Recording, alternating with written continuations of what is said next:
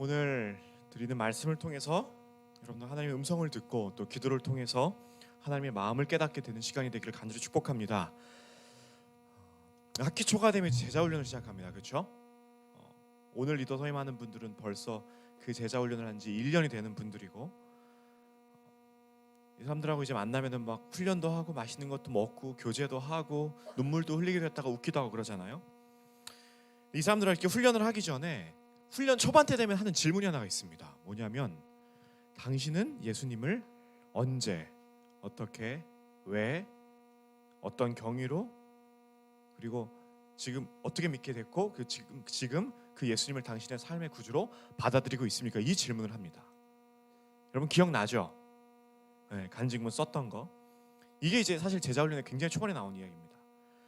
예수님의 제자들이었던 오늘 본문에 나오는 베드로하고 안드레하고 야고보, 요한도 아마 어떻게 보면은 이 제자 훈련의 과정에 나오는 이 질문을 똑같이 한다고 했을 때 그들이 어떻게 예수님을 믿게 되었는지 그 장면으로 보여주는 본문이 오늘 이 마태복음 4장의 본문이 아닐까 하는 생각을 합니다. 예수님이 이 사람들을 제자 훈련에서 첫 번째로 등장하는 첫 번째 장면이라는 거죠. 여러분들 너무나 잘 압니다. 예수님이 갈릴리 해변으로 가셔서, 말이 해변이지만 이제 호숫가예요. 호숫가 이렇게 돌아다니셨대요. 이렇게. 근데 뭐 목적 없이 그냥 떠도셨던 건 아닌 것 같아요. 햇살 맞으면서 파도 부서지는 소리를 들려고 그렇게 떠돌았던 건 아닌 것 같고, 돌아다니시다가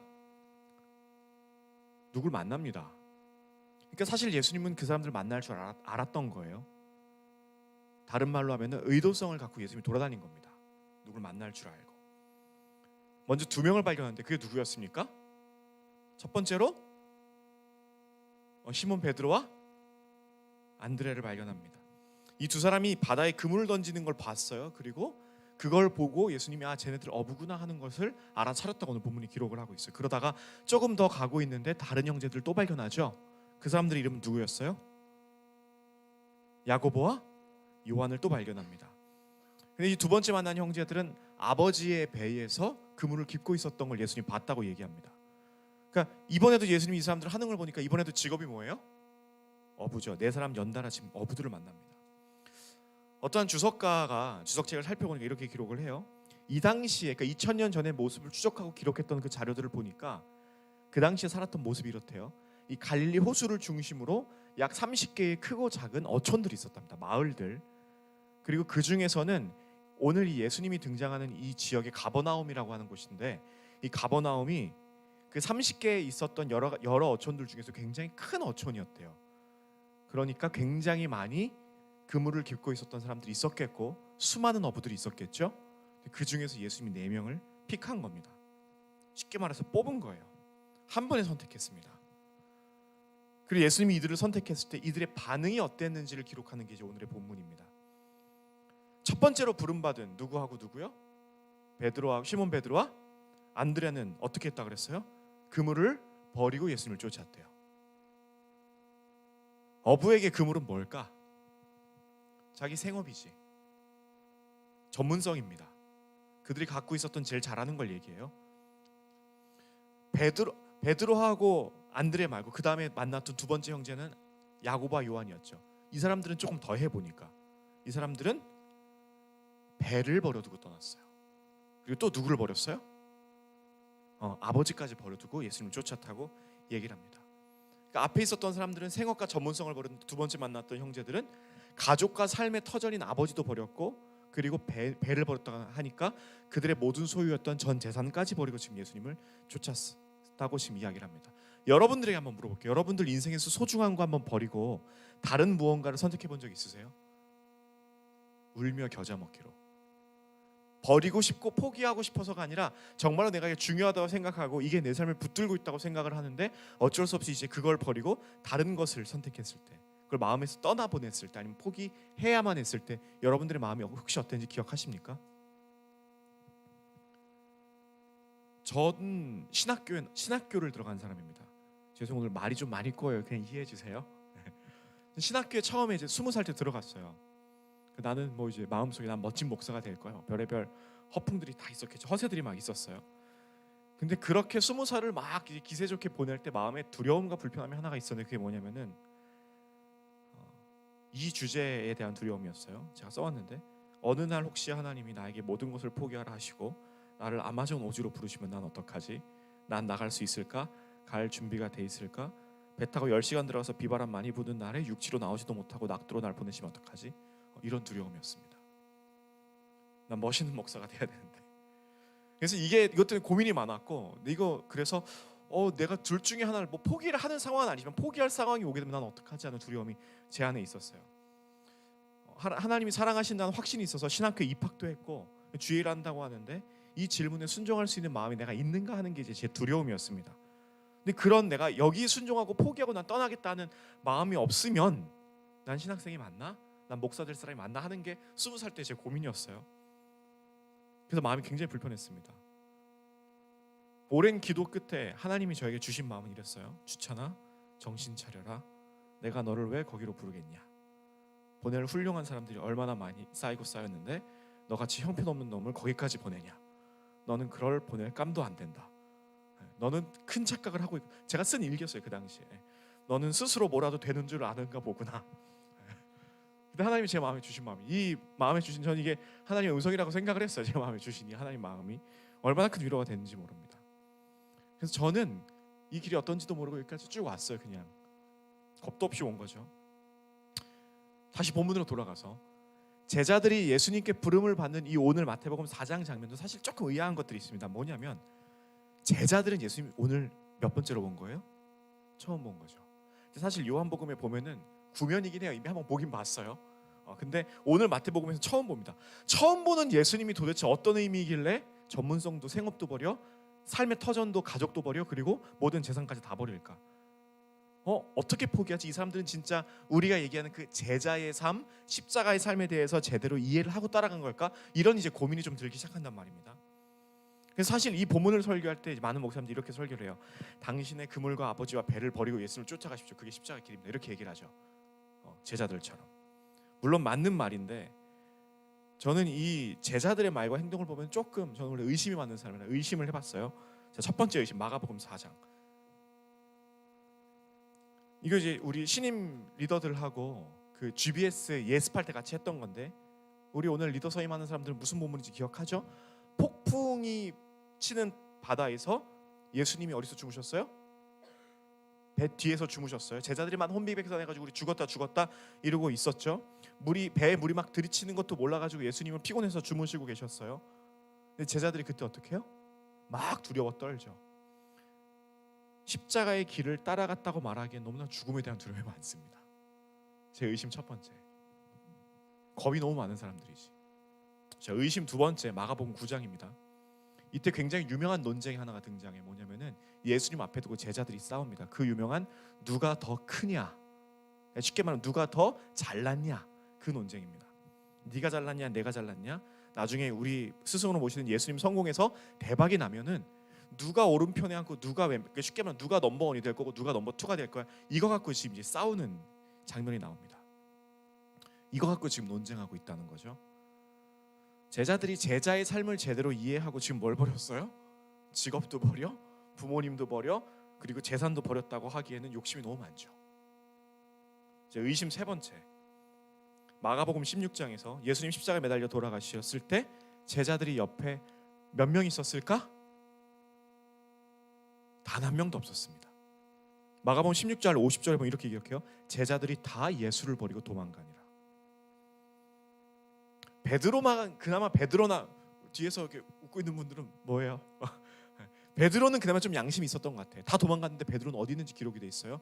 보니까 어디 있었냐면은 아랫뜰에서 예수님이 어떻게 되는지 궁금하게 된다면, 그래서 불을 쬐면서 밤새 예수님이 어떻게 되는지 그 소식을 들으려고 불을 쬐고 있는데 여종 한 명이 와서 베드로한테 뭐라 그래요? 너 예수님의 제자지, 너 예수님 따라다니는 사람이지. 그때 베드로가 뭐라 그럽니까? 지금 뭔 얘기를 하는 겁니까? 난 지금 당신이 무슨 얘기를 하고 있는지 도통 모르겠습니다. 이렇게 얘기를 합니다. 혈육도 버려, 재산도 버려, 직업도 버려 했었던 사람들 치고 너무나 험한 행동들이죠. 예수님은 제자들을 사실 거기까지 바라고 부르셨던 걸까 하는 의문까지 듭니다. 그리고 제자들의 입장에서 보면은 아마 이랬을 것 같아요. 예수님을 메시아, 뭔가 우리를 지금보다 나은 상황으로 우리를 인도해 주실 거라는 확신은 있었던 것 같은데 결국에는 예수님이 원하셨던 십자가의 길은 아니고 다른 뭔가를 쫓아갔던 말이죠. 예수님 복권으로 생각했을 수도 있고요. 긁어보면 뭐가 나올까? 미래 출세를 기대했을 수도 있고 단순히 이제 마음의 안정을 위해서 이렇게는 못 살아 먹겠다. 그래서 2차적인 선택으로 차악을 선택했을 수도 있다는 거고요. 어쩌면 그냥 인생 한번 걸어봤을 수도 있어요. 더 이상 여기서 나아질 게 없으니까. 한번 이렇게 따라 봅시다. 제자들은 어쩌다가 제자가 되었다. 겉으로 봤을 땐 전부를 다 내려놓는 것처럼 보일 수도 있는데요.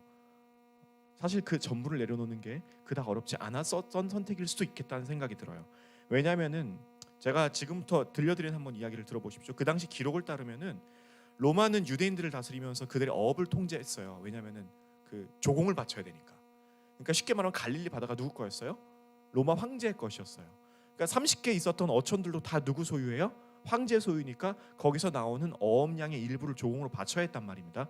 근데 이 사람들이 얼마나 나쁜 사람들이었냐면은 예를 들어서 100마리를 잡았으면은 뭐 10%를 바쳐라. 이렇게 퍼센트로 정해 준 게 아니고 어업량에 상관없이 늘 고정적으로 바쳐야 되는 양이 있었대.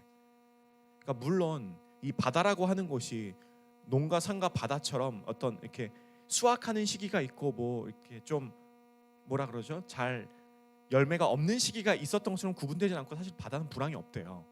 근데 그럼에도 불구하고 이 사람들도 어업량의 이 그래프가 있었겠는데 그거하고 상관없이 언제나 똑같은 양을 맞춰라. 그것도 이해가 되지 않을 수준으로. 그럼 이 사람들이 생각보다 굉장히 초라하고 힘들게 살았겠다라는 것을 우리가 추측할 수도 있을 거고요. 그러니까 아버지 배 타고 있어요. 지들 게 없어. 그러니까 다 큰 어른들이 누구하고 살아요? 아빠하고 살고 있는 거 아니에요.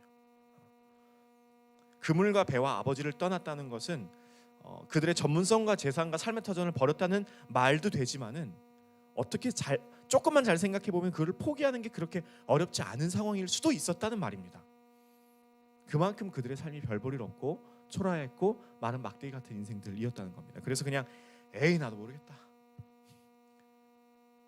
한번 걸어볼까 하고 따라서 나선 것이 그렇게 별 생각 별 의미도 없이 인간적인 욕심으로 나섰던 그들의 결정이 그들의 삶을 완전히 바꿔버렸다는 말입니다. 그래서 오늘 설교 제목이 어쩌다 제자입니다. 제자들 그렇게 어쩌다 제자 됐고요. 어제 어떤 선배가 그리고 그저께도 어떤 면담을 하다가 그래요. 어쩌다가 보니까 그냥 어릴 때 별 생각 없이 주변에서 하라 그래서 별 생각 없이 어쩌다가 제자 훈련을 했대요. 너무 어렸을 적에 한 게 좀 후회된다는 얘기를 하더라고요. 그러다 보니까 어쩌다가 리더가 된 거겠지. 그러다 어쩌다 보니까 이제 고학년이 된 거겠죠. 이렇게 살다 보니까 수료했네. 리더 스쿨도 마쳤네. 리더 서임도 하네. 그렇게 따라오고 있는 게 우리들의 인생이라는 말입니다. 저도 그래요. 태어나 보니까요. 어쩌다가는 아니지만 남들이 봤을 때는 어쩌다가 할 수도 있겠죠. 어쩌다가 보니 목사 아들로 태어났어요. 어젯밤에 말씀을 이거 다시 좀 보면서 제 지난 인생들을 좀 돌아보는데 제가 이것저것 다 보고 포기하는 게 아니라 그냥 예수님 믿게 돼가지고 그때 마음 주시는 대로 그냥 따라가다 보니까 어느 날 목사가 되겠더라고요. 대단한 인생은 아니고.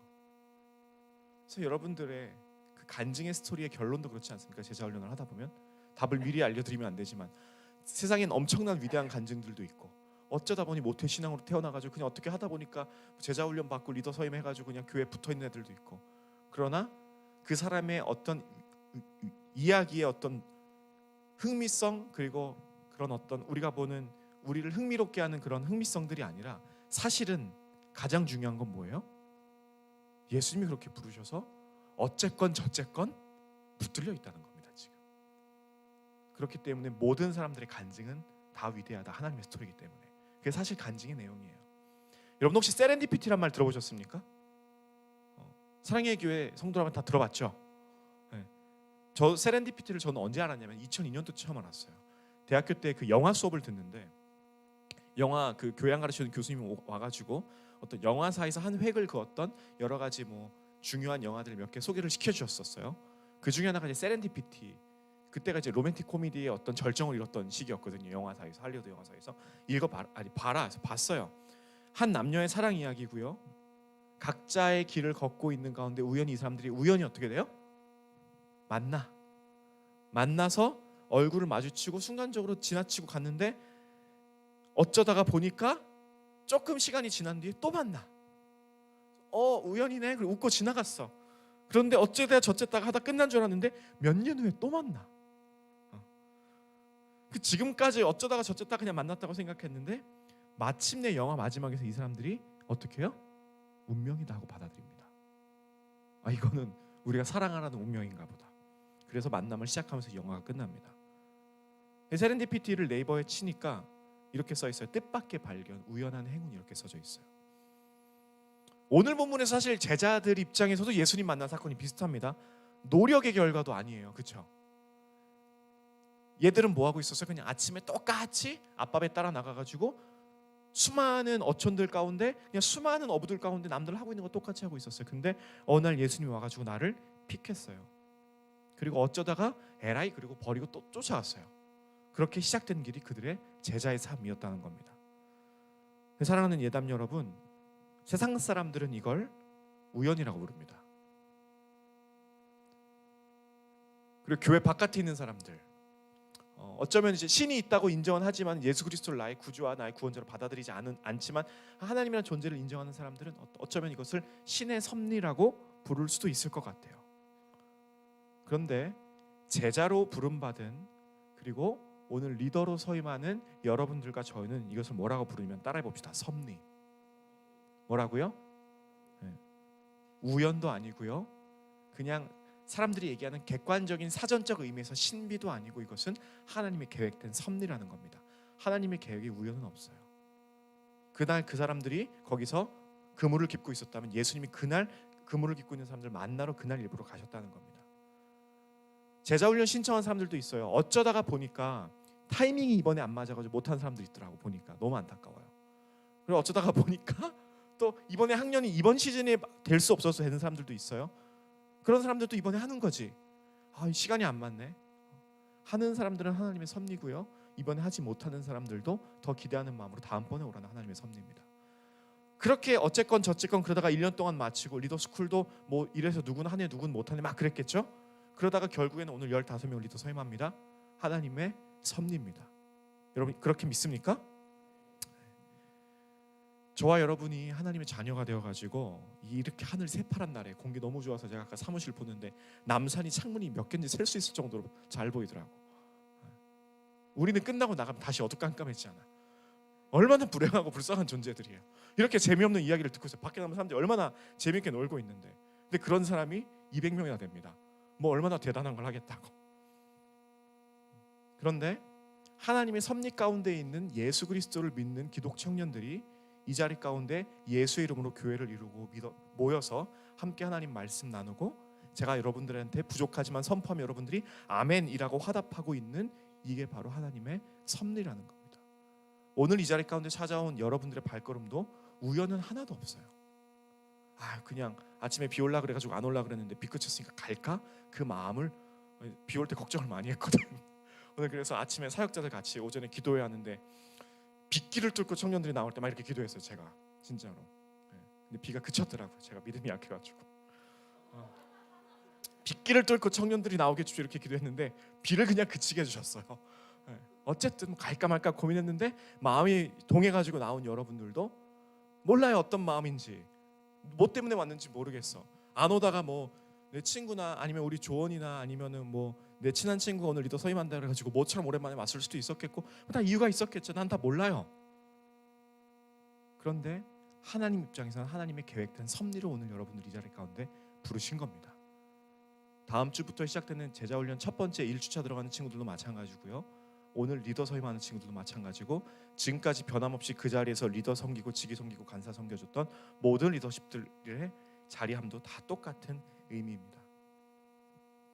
어쩌면 우리가 가장 미련하고 부족한 순간에 어쩌다가 실수로 선택하는 그 결정마저도 실수가 없으신 하나님께서는 우리를 가장 큰 은혜와 영광의 길로 이끄시는 분이십니다. 어쩌다가 보니까 교회에 와 있는 것 같기도 하고요. 인간적인 욕심과 마음으로 하나님이 이렇게 하면 날 도와주시겠지, 하나님을 수단으로 생각해서 하나님을 받아들였던 것도 좋아요. 그렇게 어떻게 살다 보니까 열심히 생겨서 착각했다가 제자 훈련 신청했다가 리더가 된 거 다 좋습니다. 친구 따라 제자만 신청한 것도 다 좋고, 어쩌다 보니까 아무 생각 없이 리더 된 것도 다 좋아요. 하나님 입장에서 완벽합니다. 하나님의 섭리이기 때문에. 오늘 여기 오신 모든 여러분들이 어떠한 이유와 어떤 목적에서 왔건 간에 단 한 명도 하나님의 섭리가 아닌 사람이 없다는 겁니다. 제가 마지막 이야기만 하고 좀 같이 찬양을 하고 계속해서 좀 순서를 진행했으면 좋겠습니다. 제가 이제 이전 교회를 섬기는데 새 신자가 왔어요. 새 신자가 왔는데 말하는 게 심상치 않아. 그래가지고 얘기를 해보니까 신약 성경 혼자 2번이나 읽었대요. 교회를 안 다니는데.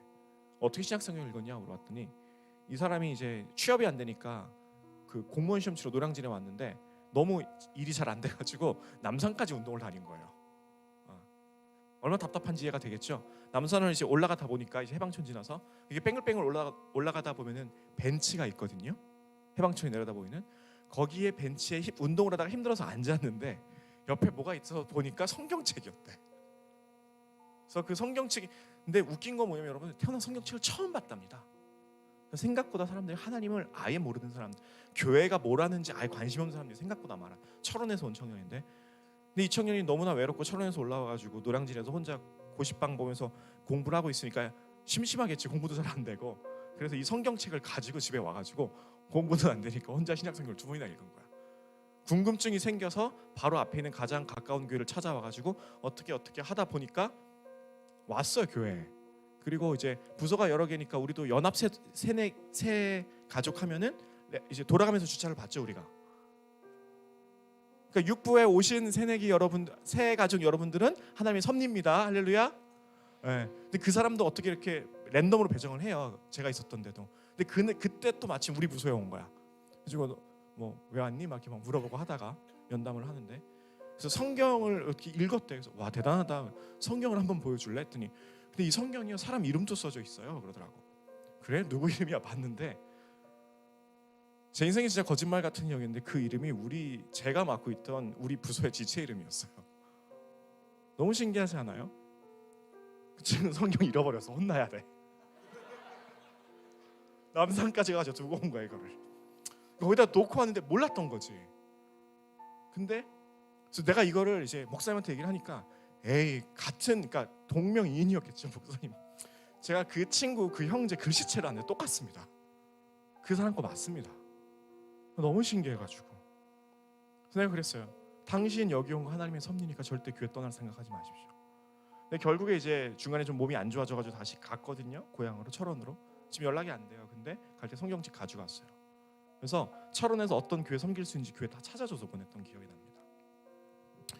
어쩌다가 예수 믿게 돼서 어쩌다 보니까 사랑의 교회 오게 되고, 어쩌다 보니까 대학 육부도 오게 되고, 어쩌다 보니까 친구 따라서 아니면 자기 개인적인 마음과 욕심에 제자훈련 처음 했다가 리더스쿨하고 리더하고 지기하고 간사니 여기 모든 모인 여러분들, 우리의 어설프고 부족한 발걸음을 완성시키는 분은 하나님이십니다. 하나님의 사전에 우연이란 없고요. 하나님의 완벽한 계획이 있기 때문에 저와 여러분이 이곳에 있는 이유도 완벽합니다. 또 새로운 삶이 주어지고 내일부터 시작되는 또 새로운 한 주가 주어지고 우리에게 또 새로운 미래가 있습니다. 어떻게 사시겠습니까? 실수하지 않는 하나님께서 섭리 가운데 여러분들 부르셨다면은 여러분들이 살아가는 발걸음이 하나님의 섭리 가운데 있는 것이고, 그렇기 때문에 여러분들이 하는 모든 선택과 발걸음도 하나님의 은혜와 계획 안에 있음을 믿고 살아가는 한 주가 되기를 간절히 축복하고요. 아울러서 이제 이번 주부터 이제 제자 훈련 같이 시작하는 분들, 그리고 지금까지 제자 훈련 잘 수료하신 분들, 리더스쿨 수료해서 오늘 리더 서임 하시는 분들, 그리고 지금까지 변함없이 섬기는 모든 분들까지 오늘부터 섭리 안에 있었던 그 길을 여전히 똑같이 걸어가겠다고 하나님께 약속하시고 앞으로 평생토록 그 길을 변함없이 걸어가는 여러분과 제가 되기를 간절히 축복합니다. 우리 같이 찬양 한 곡 부르고 기도하도록 하겠습니다. 예수 나를 오라네, 예수 나를 오라네, 예수 나를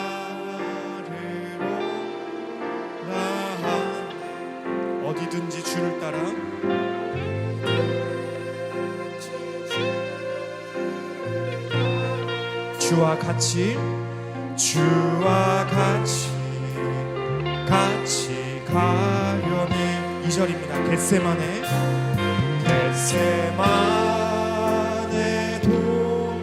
동산까지 주와 함께 가려 하네.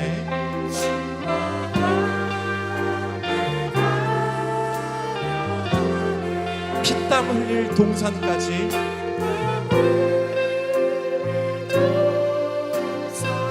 주와 함께 가려네. 주와 함께 가려네. 3절입니다. 심판하실 자리까지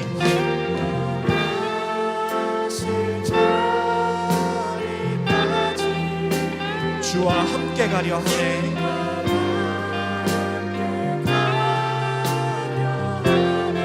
심판하실 자리까지 하실 자리까지 주와 함께 가려네. 4절로 고백할 때는 함께 주님께 손 한번 올리고 고백하겠습니다. 주가 크신 은혜 내려 크신 은혜 내려 나를 항상 보시고 크신 영광 보여주며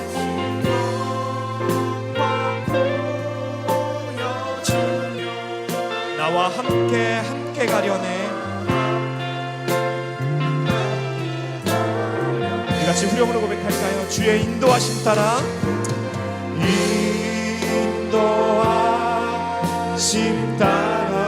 주의 인도하심 따라 주의 인도하심 어디든지 주를 따라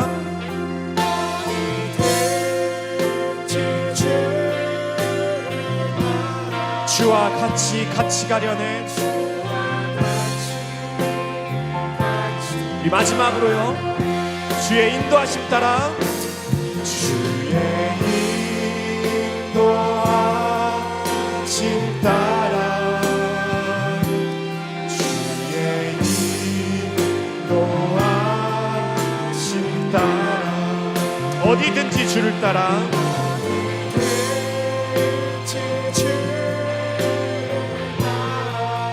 주와 같이 가려네.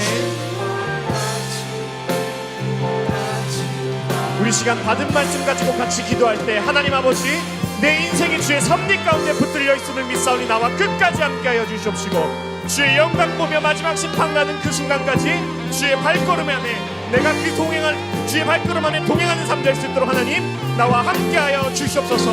우리 사랑하는 주의 이름 한번 간절히 부르시고 기도하겠습니다. 주여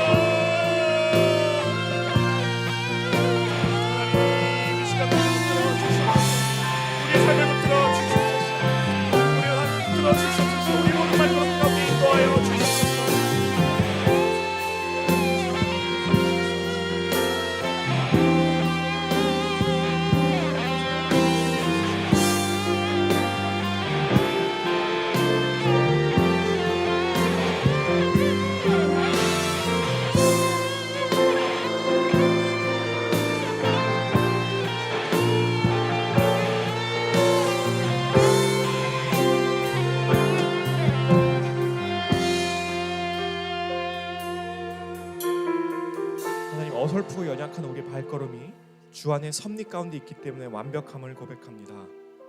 부르시는 곳에서에 나오는 가사처럼 내가 걸어갈 때 길이 되고 살아갈 때 삶이 되는 그곳에서 주 하나님만을 예배하는 삶이 되기 원하오니 하나님이 우리의 평생 가운데 함께하여 주시옵시고 가는 말걸음마다 성령 하나님 함께하여 주셔서 지금까지 살아왔던 인생보다 앞으로 주와 함께 걸어가는 이 길이 더욱더 복되고 소망 넘치고 기쁨 되는 길 될 수 있도록 인도하여 주시옵소서. 특별히 오늘 리더로 서임하는 지체들이 있습니다. 함께하여 주시옵시고 주의 능력 나타내며 주의 영광 올려드리며 사람들을 더욱더 영화롭게 하며 이 교회를 유익하게 하는 모든 리더들 다 될 수 있도록 하나님 오늘 온 신임 리더들 가운데도 함께하여 주시옵소서.